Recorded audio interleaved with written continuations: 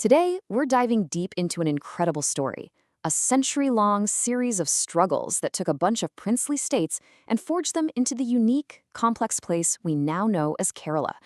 It's really a story of constant agitation, of radical ideas, and a relentless fight for dignity and power. Okay, so here's how we're going to break down this incredible journey. We'll start with the fight for the most basic human dignity. Then we'll see how that turned into organized petitions and massive street protests. From there, we'll watch as a unified state is finally born, and then see how it was immediately thrown into a fiery political crisis. Let's get into it. All right, let's start at the very beginning. We're going back to a time when the struggle wasn't for political power or for jobs, but for the most fundamental things you could imagine, like the right to just exist without being humiliated. I mean, just think about that for a second. We're talking about a society where lower caste women weren't just forbidden from covering their chests, they were actually forced to pay something called a breast tax, or mulakaram, if they dared to. Now, this wasn't really about the money. It was a brutal, daily reminder of their place in the social hierarchy, and it became the flashpoint for one of the very first major rebellions in the region. What's absolutely staggering when you look at this timeline is just how long this fight took. This wasn't a one-off protest that lasted a week. We're talking about a multi-generational struggle, spanning nearly 50 years, for a right that we consider completely fundamental today. It just goes to show you the incredible persistence it took, inspired by reformers like Vaikom, just to make the smallest crack in that system. Okay, so things started to shift. As education began to spread, the fight for rights evolved. The battleground moved away from these localized revolts and into a new arena, organized, written demands presented right to the top, to the king himself. And this is where you see the struggle split into two fascinating fronts. On one side, you've got the Malayali Memorial, which was all about regional identity, basically saying jobs for locals. But then, just 5 years later, you get the Ezhava Memorial led by the incredible Dr. Palpu. And this one cut right to the core issue, caste discrimination. The question wasn't just about where you were from anymore. It was about your caste, and why that was still a door slammed shut in your face. So the rulers just flat out rejected these petitions, and that sent a really powerful message. Asking nicely was not going to cut it. You weren't going to dismantle a centuries-old system with polite requests. This failure, this rejection, became the direct trigger for something much bigger, a new era of confrontational, organized mass protest. And all that frustration with polite petitions, it didn't just disappear. It boiled over into a powerful new strategy, taking the fight to the streets. This was a new kind of protest, one that was about to capture the attention of the entire nation. Now, before we jump into the next big event, we've got to talk about this key concept, Satyagraha. It's not just about protesting. It's a whole philosophy of nonviolent resistance. You could even call it a moral weapon, designed to expose how unfair the system is and appeal to the conscience of your opponent. This idea became the central tactic for the next wave of struggles. So, the first major testing ground for Satyagraha in Kerala was at a place called Vaikom. And the demand itself just shows you how deep the injustice went. They weren't even asking to go inside the temple yet. They were just fighting for the right to walk on the public roads around it. Let that sink in. The basic freedom of movement was denied you based on your caste. And Vaikom blew up. It became a national story, drawing in huge figures like Mahatma Gandhi himself. But the real game changer here was something called the Savarna Jatha. This was a march where upper caste Hindus actually marched in solidarity with the protesters.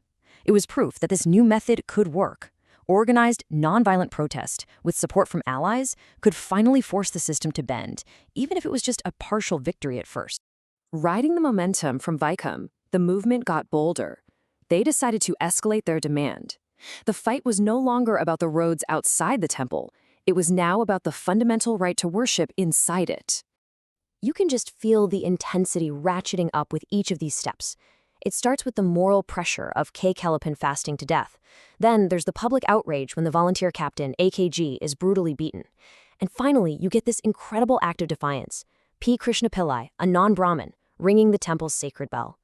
Each act built on the last, creating this unstoppable wave of public pressure for change. So you can see what's happening, right? There's a clear evolution. The struggle for social dignity and the right to worship was now transforming into a direct demand for political power, for a seat at the very table where the rules were being made. And this next move, the abstention movement, was just a stroke of genius. You had this alliance of communities, Christians, the Muslims, and Ezhavas, who were all underrepresented.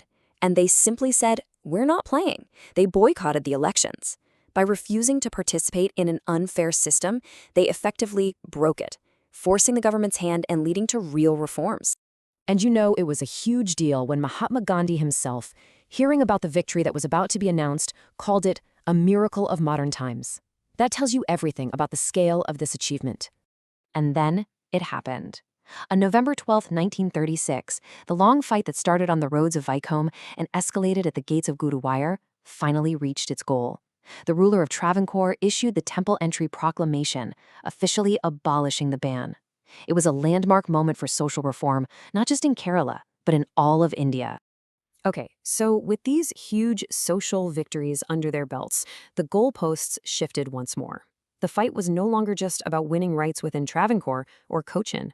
The new dream was to create a single political home for everyone who spoke Malayalam. And you can see on this timeline how it all came together, piece by piece. It starts as a formal movement, then leaders from all the different regions come together. First Travancore and Cochin merge. And finally, in 1956, after years of dedicated work, the dream becomes a reality. The modern state of Kerala is born. But if you think the story ends there, with the happy creation of a new state, well, you'd be wrong. The birth of Kerala was immediately followed by one of the most dramatic political experiments and one of the fiercest confrontations in modern Indian history. I mean, this was a global headline. Think about it. At the height of the Cold War, a communist government gets voted into power, not through a violent revolution, but through the ballot box. It was a world first. And this new government wasted absolutely no time trying to radically reshape the state. And they didn't mess around. Just look at their Land Reform Act. This wasn't some minor policy tweak. It was a full-blown social revolution. It was designed to completely tear down the old feudal system of landlords and put land and power directly into the hands of the people who actually worked it. And as you can probably guess, when you try to completely upend a society's power structure, you get a massive fight. The government's radical changes sparked an equally powerful backlash. A very diverse coalition of powerful groups, the Catholic Church, the Nair Service Society, the Congress Party, all came together to launch the liberation struggle. And the agitation got so intense that it ended with the democratically elected government being dismissed by the central government. So when you look back at it all, from fighting for the simple right to wear a cloth, all the way to electing and then ousting a government, you realize this history of struggle isn't just in the past. It's really baked into the DNA of the state. Which leaves us with a pretty big question. How does this incredible legacy of constant agitation continue to shape Kerala's passionate and often turbulent political identity today?